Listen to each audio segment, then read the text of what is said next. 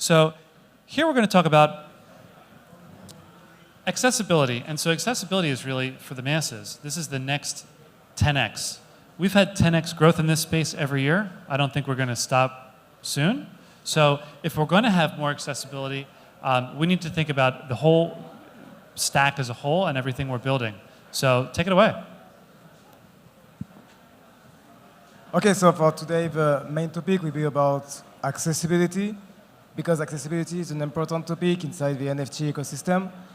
And just to begin, I think we just want to present ourselves. So André, just go for it first. Hi, André. I'm the co-founder of Bubbles. We are an investor relations platform that makes it easy for you to keep up to date with your favorite collections. You can set the collections on a watch list. You get all of the official announcements aggregated in your feed. And every day, at the end of the day, you get an email and you see all the changes that happened with your project. So we really want to make it easier for you to keep up to date with your projects.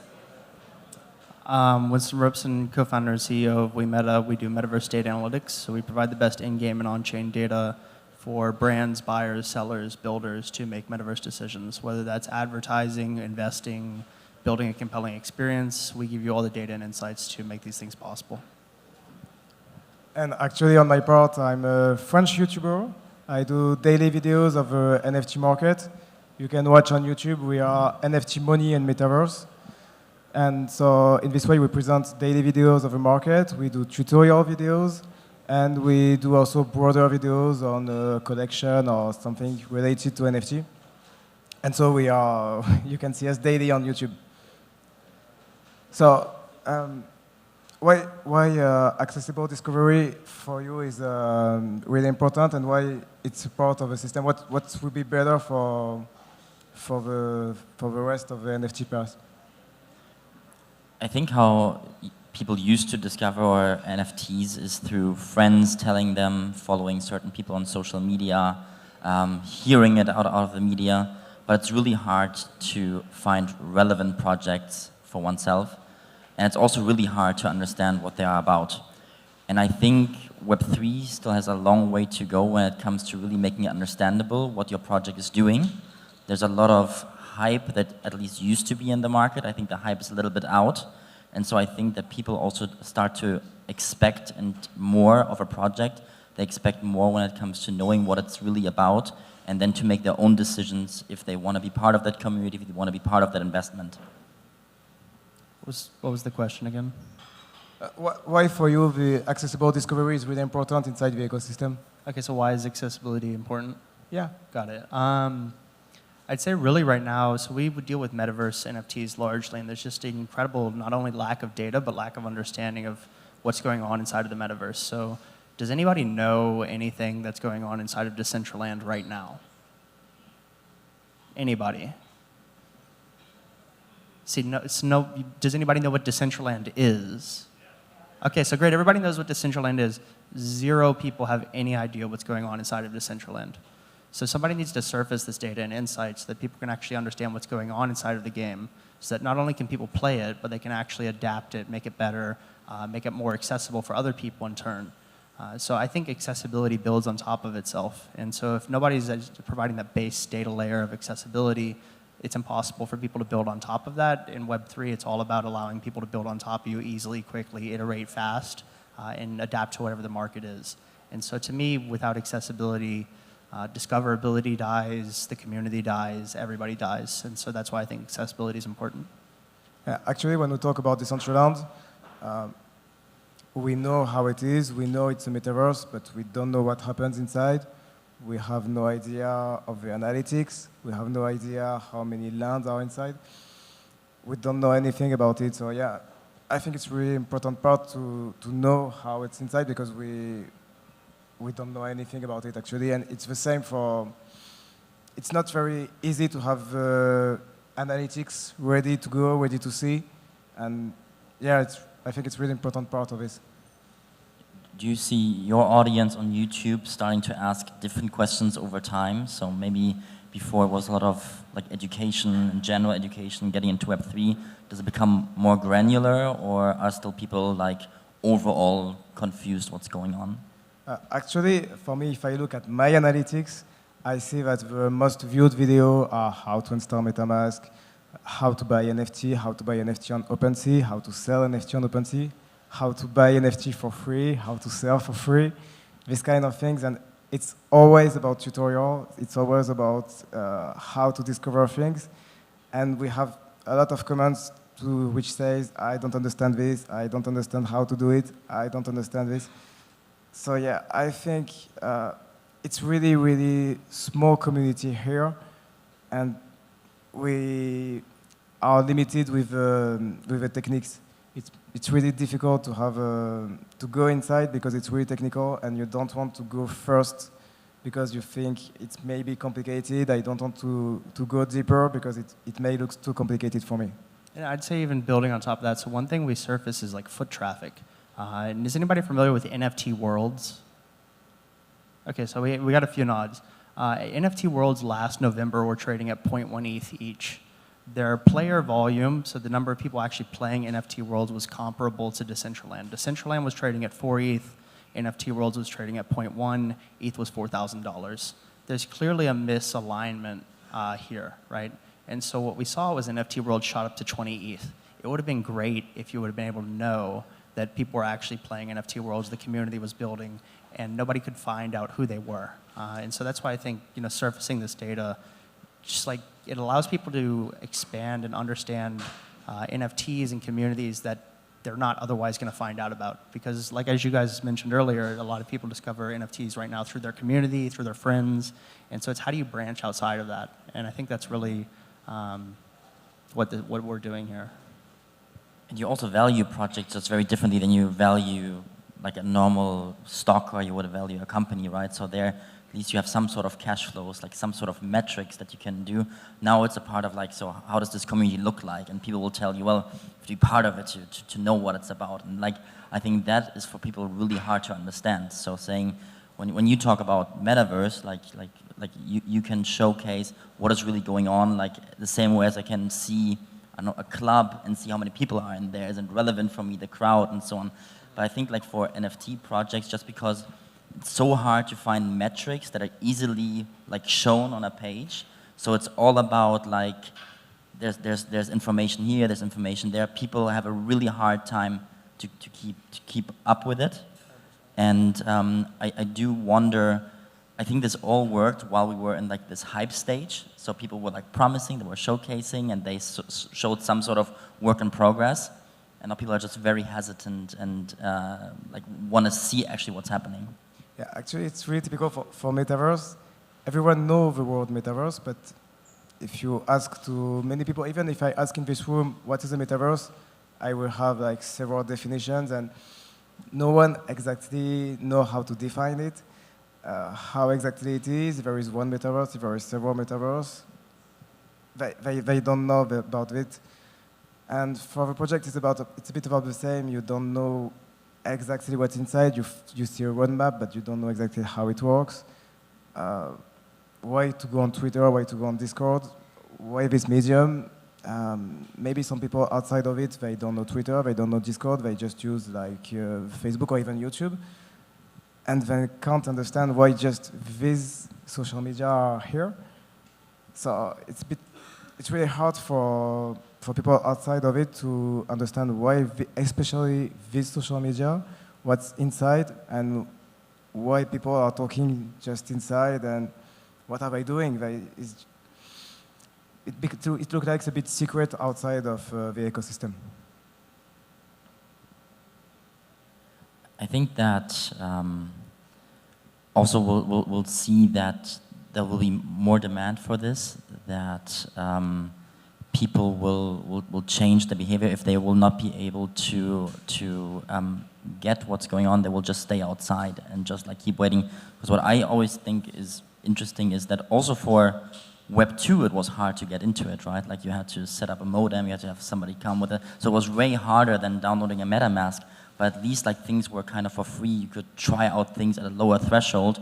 Now you have significant amount of money you have to invest to actually try out how it is to own NFT, how to be part of community, how to try out a metaverse, how to be an owner. So I think there is where the accessibility is lacking a lot. And also with regard to crypto. So it's really hard to try out to be a cool cat or to try out to be a bored ape, but you can invest $20 into Bitcoin and keep up with it.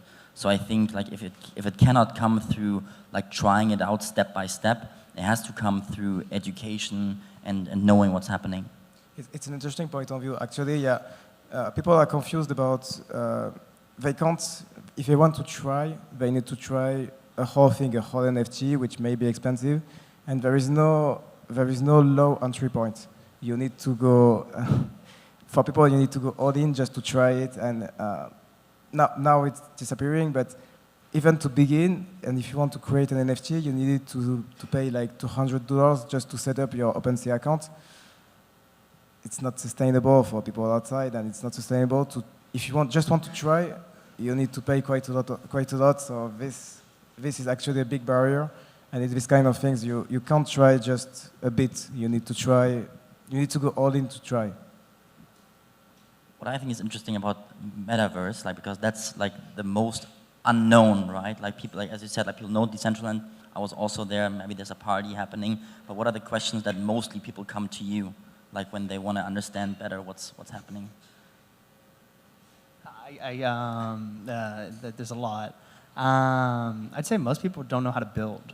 So not only, and then like their ideas for what they want to build are quite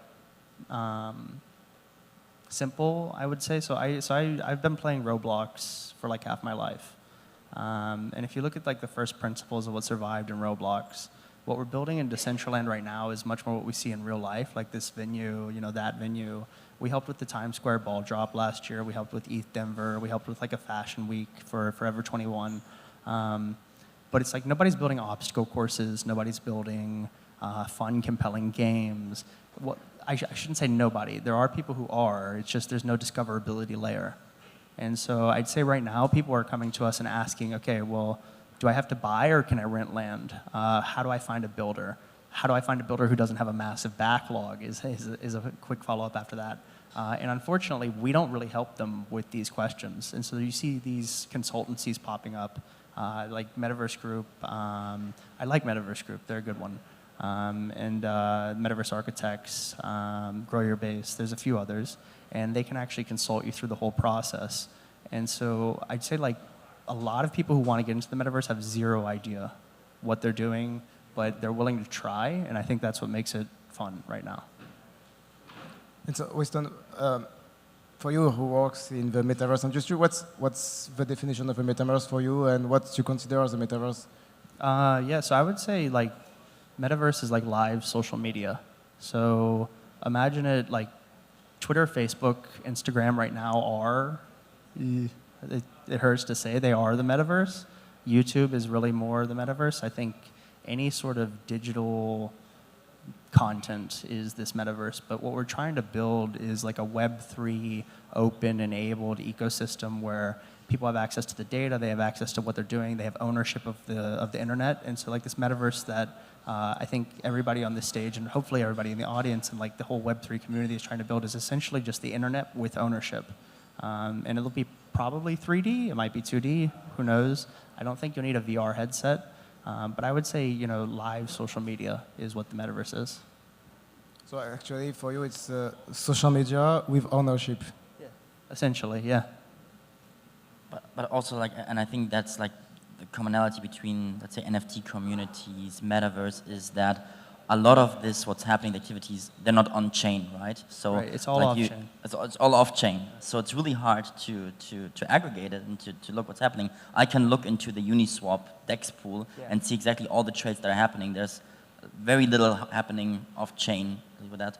Within others can have off-chain order books, sure, but like usually like everything is very transparent when it comes to that. Yeah, and I would. And in a metaverse, like I would wonder, like, how much information would you say is off-chain, how much is on-chain? Oh, the bulk majority of it's off-chain. There's people who are trying to, like Starknet is trying to do it with ZK rollups, so where you can put most of it on-chain. So player spawns, players active idle, what the player's wearing, camera position. I don't think it's realistic. I don't think it's going to happen within the next 5 years. Perhaps, maybe a decade. But there's going to be, most of the metaverse is going to be built within that time. And so I think, you know, it's a long-term vision. It's possible. I wish them the best, and somebody needs to wish them the best. but I think most right now all the data is off-chain. If you look at like a Twitch stream, like think of like a Twitch stream, imagine like your favorite Twitch streamer playing Among Us. There's no reason why all of that isn't the metaverse right now, other than it's not actually, you know, in this Web3 decentralized manner.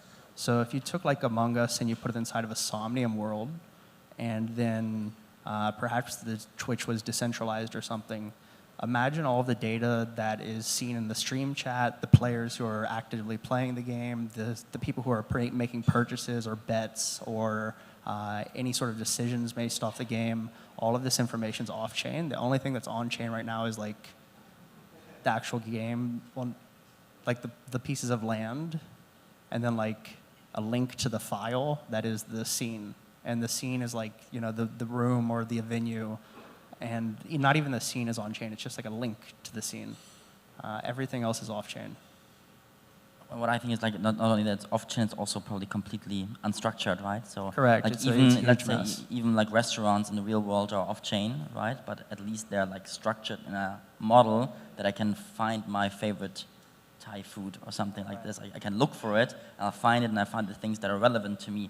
Like right now, it's probably also just a mess. Like what is relevant, what is not relevant. There, I think we're like really early on. Especially like if this sort of data maybe is with like these sort of companies and one cannot really access it. Yeah, so I think there's people working on labeling it. Again, wish them the best. Somebody needs to. Because I don't think it's going to be very easy to label unless you make it more discoverable first. But yeah, you have a really, really good point. Right now it's a huge mess of data that is, I think it's fun because I come from a data science background. Most people look at it and get really, really turned off. So that's where we're at. Actually, you see this kind of question when you just question, is it on-chain, is it off-chain? Actually, this is complicated, and this is really, really hard for someone who doesn't know anything, who just discover this. You just say to him, oh, this is off-chain, this is on-chain. They just want to quit, and they are not okay with it. So this is the kind of things, it's really, really, really technical, and it's presented, even today, more a technical part. And for me, for this kind of videos, it's hard to explain this, and it's hard to explain that, okay, at first it may be complicated, but it's not so complicated. You can continue, go deeper, and you will get it. But it's the kind of question and it's kind of things you need to go through, and we should actually for a consumer, he doesn't need to know what is it, but if it's on-chain or off-chain. I think we're going to go into another question, like how does the current market conditions affect accessibility and discoverability? I'd love to hear your guys' thoughts on that. Actually, for now, it's like everything. When it's bear market, there are less views. When it's bull market, there are much more views. But it's normal. There is a core of people who will go daily, who will watch daily videos, and who are inside and who pass the barrier. And for the most of them, they hear NFT are dead, and you can't convince them that it's not finished. We still continue, and it's not because the market is down. But it's the end of the NFT. We are not helped by the media, because media, as soon as they hear that the market is down, they say market is down 90%, market is dead, NFT are finished, the trend is over, and we can't control this. We can't control it, and we can't be against them. So it's really hard for us to attract new people when the market is down. I think it's like from both sides. Like the projects will need to show that they're still out there and that they're relevant, and they will deal with like very special challenges, which is like when the market goes down, secondary sales go down. So like they have to think a lot about like what can they actually do, what can they do in the meantime. And I think on collector side, like we've seen a lot of collectors being hesitant, right, to mint at all. So a lot of projects have like started to switch from low mint price to a free mint, for example. And I think that seems a little bit like trying things out. Like at least I'm only paying gas fee, so there's almost no risk apart maybe the smart contract risk or something like that. But I think for the real people who are looking for also like the purpose-driven NFTs, the ones that build something, that have a story, that do the storytelling around. They are looking for these projects. I think the noise is way less, but now there's like more eyes on like a fewer projects.